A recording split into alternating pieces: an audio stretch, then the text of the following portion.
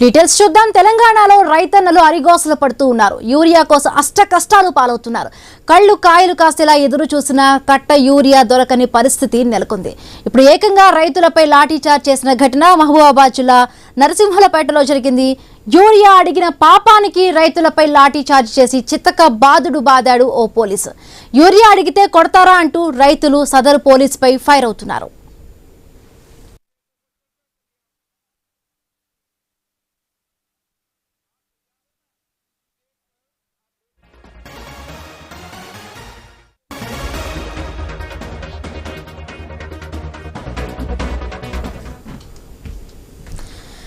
తెలంగాణలో రైతన్నలు అరిగోసలు పడుతున్నారు. యూరియా కోసం అష్ట కష్టాలు పాలవుతున్నారు. కళ్ళు కాయలు కాసేలా ఎదురు చూసిన కట్ట యూరియా దొరకని పరిస్థితి నెలకొంది. ఇప్పుడు ఏకంగా రైతులపై లాఠీచార్జ్ చేసిన ఘటన మహబూబాబాద్ జిల్లా నరసింహులపేటలో జరిగింది. యూరియా అడిగిన పాపానికి రైతులపై లాఠీచార్జ్ చేసి చిత్తక బాదాడు ఓ పోలీస్.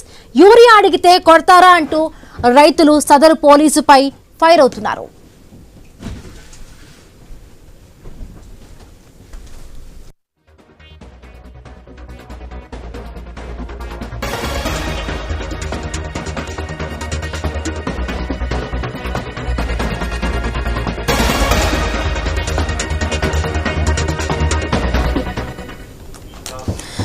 మహబూబాబాద్ జిల్లాలో రైతులపై లాఠీ చార్జ్ చేశారు పోలీసులు. మరిన్ని పూర్తి అప్డేట్స్ మా కరెస్పాండెంట్ ప్రశాంత్ చెప్తారు. ప్రశాంత్.